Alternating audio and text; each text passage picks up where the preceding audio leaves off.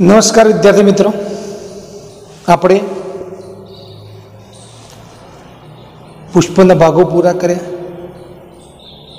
છેલ્લે અગાઉના લેક્ચરની અંદર સ્ત્રી કેશર જરાય વિન્યાસ પૂરો કર્યો. આજના નવા મુદ્દાની અંદર લાક્ષણિક સપુષ્પી વનસ્પતિનું અર્ધ પ્રવિધીય વર્ણન, આ મુદ્દો હતો. બીજા શબ્દોમાં આપણે કહી શકીએ કે ભાઈ લાક્ષણિક સપુષ્પી વનસ્પતિનું ટૂંકમાં પારિભાષિક વર્ણન. શું કહેવામાં આવે છે? અને ટૂંકમાં પારિભાષિક વર્ણન. ટૂંકમાં પારિભાષિક વર્ણન.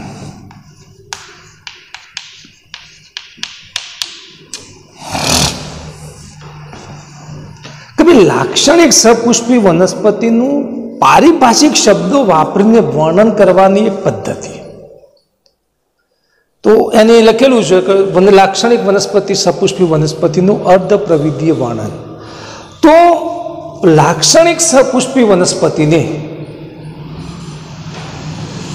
વૈજ્ઞાનિક ઢબે કઈ રીતે વર્ણન કરવું એના માટેની એક પદ્ધતિ છે. લાક્ષણિક સપુષ્પી વનસ્પતિને વૈજ્ઞાનિક ઢબે વર્ણન કરવા માટેની એક પદ્ધતિ છે. હવે આ વૈજ્ઞાનિક ઢબે જ્યારે વર્ણન કરવાનું હોય એટલે એની અંદર અમુક ટૂંકની અંદર પારિભાષિક શબ્દો પ્રમાણે લાક્ષણિક સપુષ્પી વનસ્પતિનું વર્ણન કરવામાં આવે. હવે જ્યારે આ એક વૈજ્ઞાનિક પદ્ધતિ વિકસેલી છે તો એની અંદર જ્યારે વર્ણન કરવું હોય ત્યારે સૌથી પહેલા નિયમોને અનુસરીને વર્ણન કરવું પડે. શું યાદ રાખવું પડે? કે નિયમોને અનુસરીને વર્ણન કરવું પડે. નિયમો અનુસાર. આ નિયમો અનુસાર વર્ણન એટલા માટે કરવું પડે કે આ પદ્ધતિથી જ્યારે કોઈ પણ વ્યક્તિ અભ્યાસ કરવા બેસે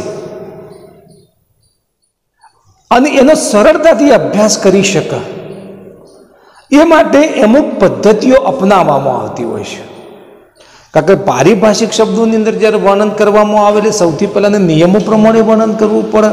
કોઈ પણ વ્યક્તિ સરળતાથી અભ્યાસ કરી શકે અને સરળતાથી અભ્યાસ કરી શકે એના માટે અમુક પદ્ધતિઓ પ્રમાણે અનુસરીને એનું વર્ણન કરવું પડતું હોય છે. કોઈ પણ વનસ્પતિનું જ્યારે વર્ણન કરવામાં આવે એટલે પદ્ધતિનો ઉપયોગ કરી પદ્ધતિને અનુસરીને અમુક મુદ્દા ધ્યાનમાં રાખીને એનું વર્ણન કરવામાં આવતું હોય છે. તો આ અર્ધ પ્રવિધિ જે લાક્ષણિક સપુષ્પી વનસ્પતિનું જે અર્ધ પ્રવિધિ વર્ણન એટલે વનસ્પતિનું વૈજ્ઞાનિક ઢબે વર્ણન કરવા માટેની એક પદ્ધતિ વિકસાયેલી છે. એવી પદ્ધતિ અને એની અંદર નિયમોને અનુસરીને એનું વર્ણન કરવું પડે. જ્યારે નિયમોને અનુસરીને વર્ણન કરવામાં આવે એટલે કોઈ પણ વ્યક્તિ જ્યારે એનો અભ્યાસ કરે તો અભ્યાસ કરે એ વખતે એને સરળતા મળે એ માટે અમુક પદ્ધતિઓ અપનાવવી પડતી હોય છે. અને આ પદ્ધતિને અનુસરીને કોઈ પણ વનસ્પતિનું જ્યારે વર્ણન કરવામાં આવે ત્યારે અમુક મુદ્દાઓ ધ્યાનમાં રાખવા પડતા હોય છે.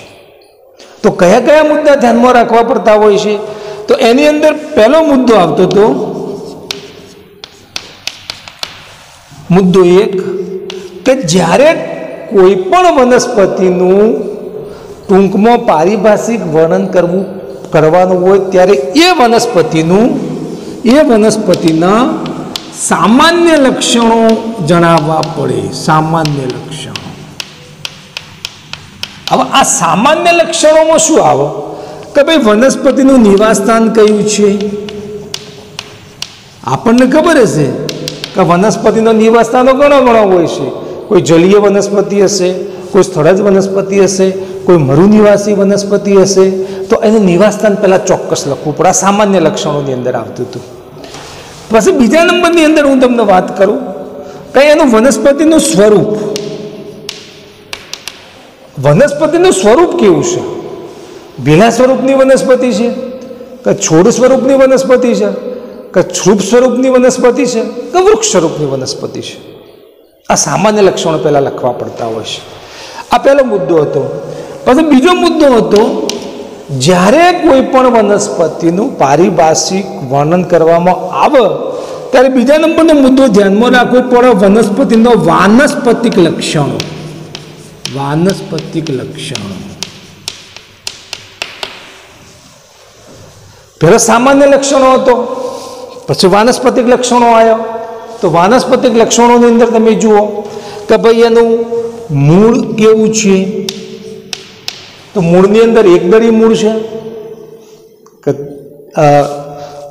મૂળ હશે, તંતુમય મૂળ છે કે સોટીમય મૂળ છે, એના વિશે ઉલ્લેખ કરવો પડતો હોય છે.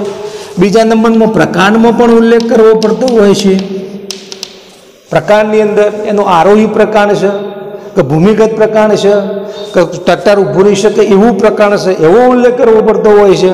છેલ્લા નંબરની અંદર પણનો ઉલ્લેખ કરવો પડતો હોય છે કે ભાઈ સંયુક્ત પણ હશે કે સાદા પણ હશે.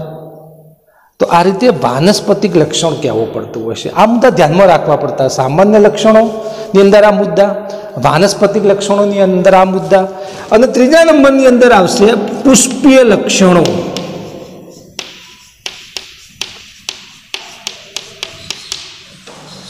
તો આપણે પુષ્પીય લક્ષણોમાં જોયું કે સૌથી પહેલાં એનો પુષ્પ વિન્યાસ વિશે કહેવું પડશે, પુષ્પ વિન્યાસનો પ્રકાર કહેવો પડશે, પુષ્પ વિશે વાત કરવી પડશે, પછી કલિકાંતર વિન્યાસ વિશે કહેવું પડશે, જરાઈ વિન્યાસ વિશે કહેવું પડશે.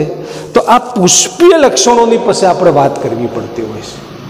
તો આ પહેલાં આટલા મુદ્દા ધ્યાનમાં રાખવા પડે: સામાન્ય લક્ષણો, વાનસ્પતિક લક્ષણો, પુષ્પીય લક્ષણો.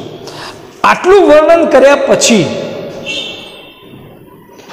એની પુષ્પાકૃતિ, પુષ્પચિત્ર રજૂ કરવું પડે, અને એના પછી એનું પુષ્પસૂત્ર રજૂ કરવું પડે. પુષ્પાકૃતિ તમે જુઓ, આ પુષ્પાકૃતિ અથવા પુષ્પચિત્ર. તો આ પુષ્પાકૃતિ હશે, અહીંયા તમે જુઓ કે બધા ચિહ્નો દ્વારા રજૂ કરવામાં આવેલી હોય છે. તો પુષ્પાકૃતિ ચિહ્નો દ્વારા રજૂ કરવામાં આવે. અને પુષ્પસૂત્ર હશે, આ પુષ્પસૂત્ર, એ આ પુષ્પસૂત્રની અંદર સંજ્ઞાઓ વાપરવી પડે. અહીંયા આગળ નામ લખવું ના પડે, પણ એની અંદર શું વાપરવું પડે? સંજ્ઞાઓ વાપરવી પડે.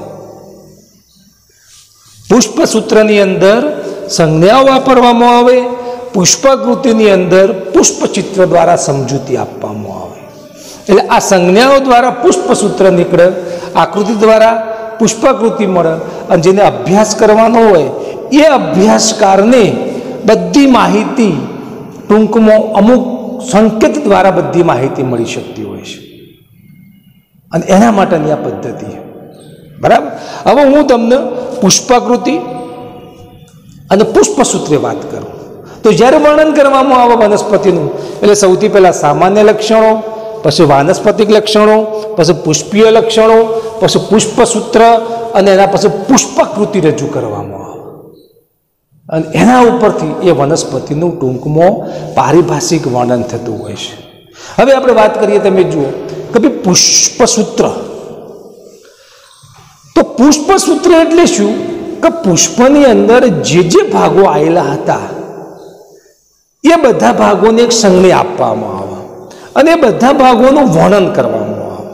હું તમને બધા ભાગો તમને સમજાવી દઉં કે માનો કે પુષ્પની પ્રકૃતિ કયા ટાઈપની હશે, પુષ્પ કેવું હશે. માનો કે પુષ્પ નિપત્ર હશે કે અનિપત્રી. આપણે જ્યારે પુષ્પના પ્રકારો શીખતા હતા એમાં પુષ્પ નિપત્રી કે અનિપત્રી. જ્યારે કોઈ પણ કક્ષકલિકામાંથી પુષ્પ ઉત્પન્ન થશે અને પુષ્પદંડ ઉપર જો નાનું પર્ણ જોવા મળે તો એને નિપત્રી કહેવામાં આવે, અને પર્ણનો અભાવ જોવા મળે તો એને અનિપત્રી કહેવામાં આવે. તો નિપત્ર હોય તો એની અંદર શું લખેલું હોય? આ બિયાર સંજ્ઞા વાપરવામાં આવે. એના પછી તમે પુષ્પના આપણે ભાગો જોઈશું તો સૌથી પહેલાં બહારનું ચક્ર કયું આવશે? વજ્રચક્ર. તો વજ્રચક્ર માટે કઈ સંજ્ઞા આવશે? કે આવશે. એના પછી બીજા નંબરનું અંદરનું ચક્ર દલચક્ર, તો એના માટે સી સંજ્ઞા આવશે.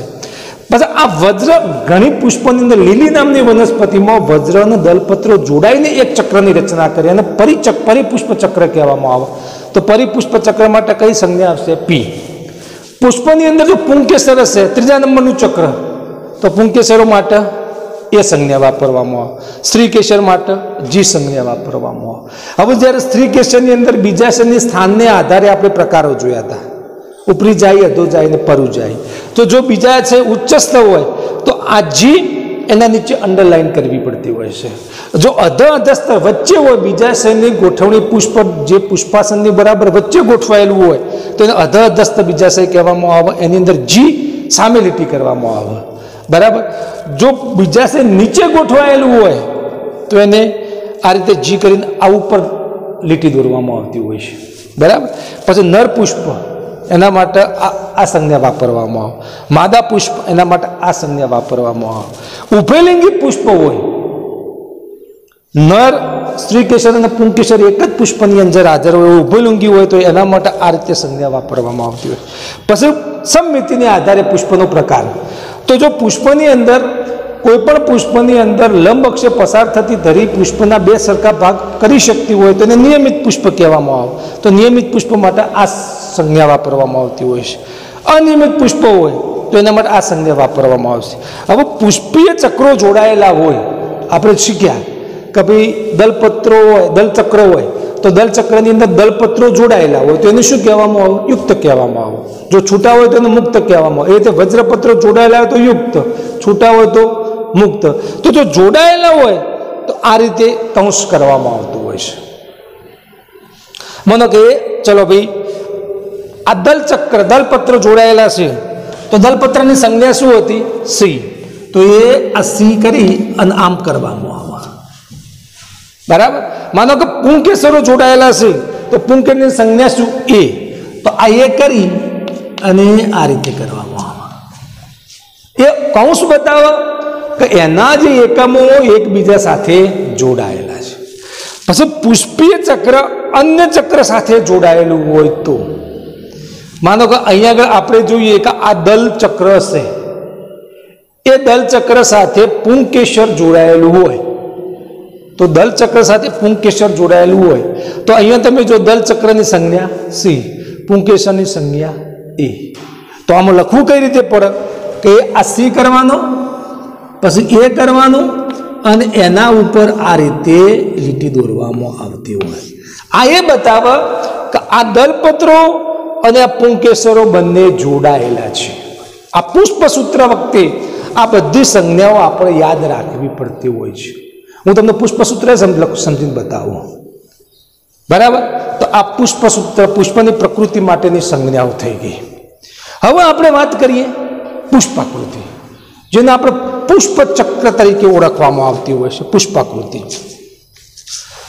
તો પુષ્પાકૃતિ હશે એ પુષ્પાકૃતિ આકૃતિ દ્વારા શેની સમજ આપશે કે પુષ્પના ઘટકોની સંખ્યા, એમની ગોઠવણી અને પુષ્પના ઘટકોનો એકબીજા સાથેનો સંબંધ એ દર્શાવે છે। આ પુષ્પાકૃતિ શું બતાવશે કે જે આ પુષ્પની અંદર કયા ઘટકની કેટલી સંખ્યા આવેલી છે એ બતાવશે, એ ઘટકની ગોઠવણી કઈ રીતની હશે એ બતાવશે અને એકબીજાનો વચ્ચેનો નજીકનો સંબંધ શું છે એ આ બતાવશે। એ પુષ્પાકૃતિ બતાવશે। પુષ્પાકૃતિની હું વાત કરું તમને તો અહીંયા તમે જુઓ આ પુષ્પાકૃતિની અંદર આ સૌથી પહેલા આને કહેવામાં આવે માતૃ અક્ષ। આ ડોટ્સ બતાવવામાં આવે, ડોટ્સ એને માતૃ અક્ષ તરીકે ઓળખવામાં આવે। એટલે માતૃ અક્ષ એટલે પુષ્પનો સંબંધ માતૃ અક્ષ સાથે હોય એટલા માટે માતૃ અક્ષનો ડોટ્સ બતાવવામાં આવે। અહીંયા તમે જુઓ આની અંદર જે આપણે પુષ્પના 4 ચક્રો જોઈએ એ 4 ચક્રોની ચિહ્નો દ્વારા આકૃતિ દોરેલી, બાકી બીજું કશું દોરેલું નહીં। હું તમને આકૃતિ આખી સમજાવી દઉં। પહેલાં તમે પહેલાં જુઓ કે સૌથી પહેલાં એક આપણું ચક્ર હતું તો આને શું કહેવામાં આવે? વજ્ર ચક્ર, બરાબર। એના અંદર તમે જુઓ તો આ બીજા નંબરનું ચક્ર હતું એને શું કહેવામાં આવે? દલચક્ર અથવા દલપત્રો, આ વજ્રપત્રો, આ દલચક્ર। પછી તમે જુઓ આ 1 2 3 4 5 અને 6 ત્રીજા નંબરનું હતું તો એને શું કહેતા હતા? પુંકેસર। અને સૌથી અંદરનું હતું તો આને શું કહેવામાં આવે? શ્રીકેસર। આ 4 ચક્રો જ હતા, બીજું કશું હતું નહીં, બરાબર। તો પુષ્પાકૃતિ, પુષ્પચૂત્ર ચિહ્નો દ્વારા રજૂ કરવામાં આવે અને પુષ્પસૂત્ર હશે એ આ રીતે સંજ્ઞાઓ દ્વારા રજૂ કરવામાં આવે. હવે હું તમને આ પુષ્પાકૃતિ વિશે થોડુંક તમને સમજાવી દઉં, બરાબર? અને આ પુષ્પાકૃતિ ઉપરથી આપણે પુષ્પસૂત્ર કઈ રીતે તારવવું એ હું તમને સમજાવી દઉં. તો હવે તમે અહીંયા જુઓ,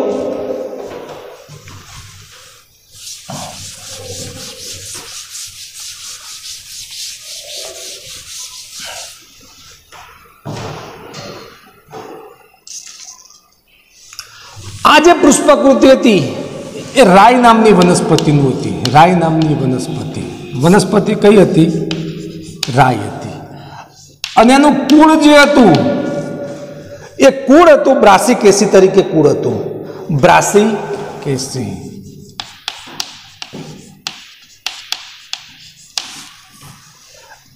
હવે આપણે જોઈએ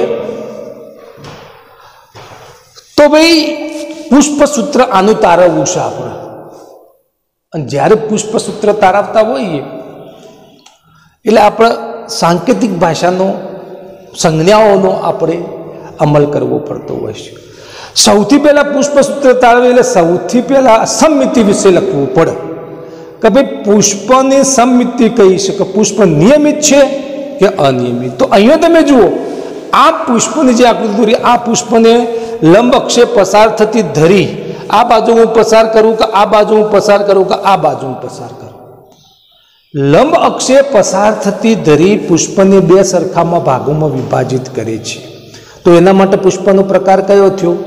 નિયમિત થયો. અર્ય સમમિતિ થઈ. તો અર્ય સમમિતિ માટેનો સિમ્બોલ શું હતો? ગોળ રાઉન્ડ પ્લસ. તો આપણે જ્યારે પુષ્પસૂત્ર તારવીએ, પુષ્પસૂત્ર, તો સૌથી પહેલા તમે સમમિતિ લખીશું તો એ આ સમમિતિ આ રીતની સમમિતિ લખી તો પુષ્પ કેવું હતું? નિયમિત. પછી બીજા નંબરની અંદર આવશે પુષ્પ નર પુષ્પ છે કે માદા પુષ્પ છે કે ઉભયલિંગી પુષ્પ છે. તો આ પુષ્પની અંદર સ્ત્રીકેસર પણ જોવા મળે છે અને પુંકેસરો પણ જોવા મળે છે. તો એટલા માટે ઉભયલિંગી છે. તો ઉભયલિંગી માટે શું હતું? આ રીતનું.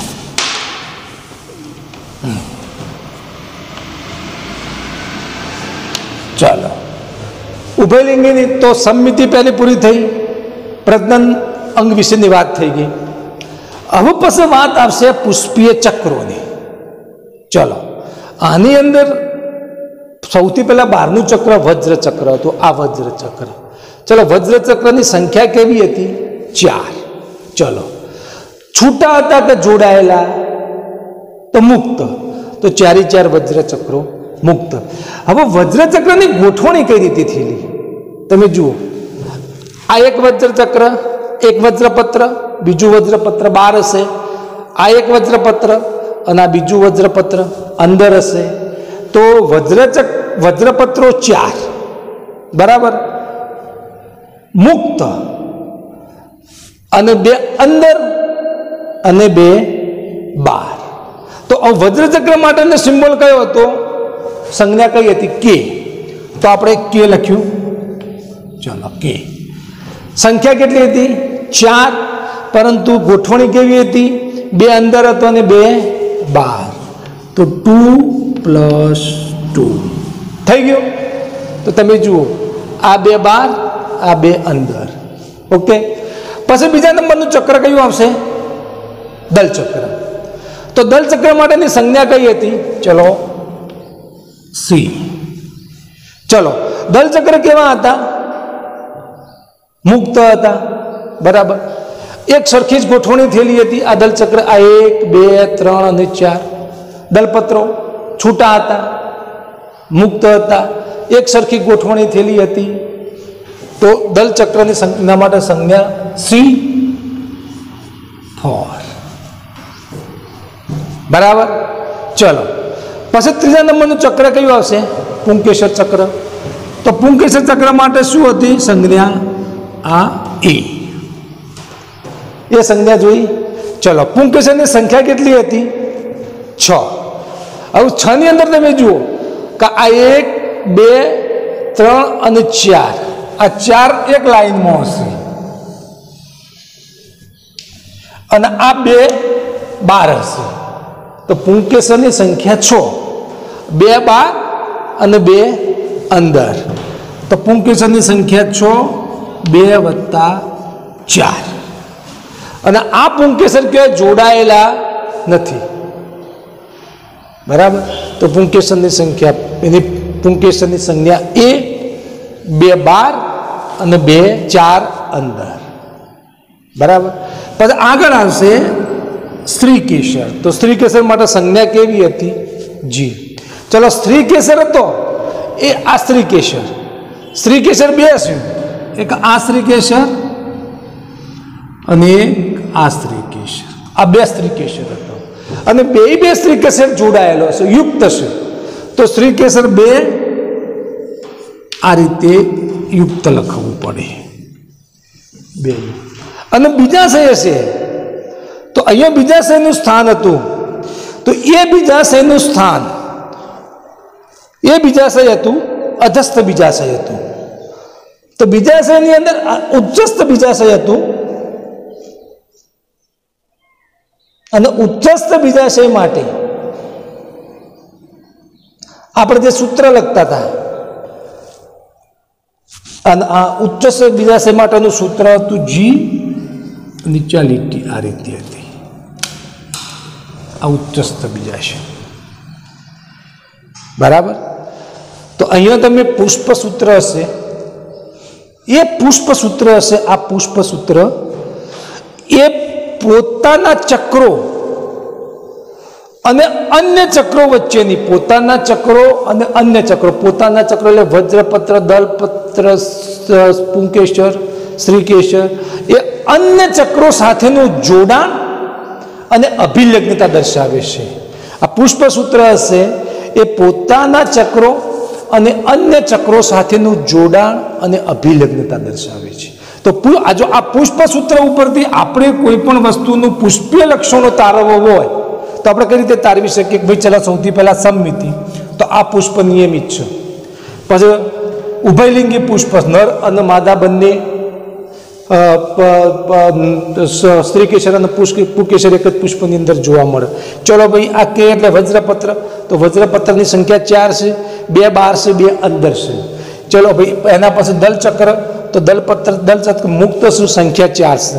સ્ત્રીકેસર સંખ્યા 2 બહાર હશે, 4 અંદર હશે, કુલ સંખ્યા 6 છે.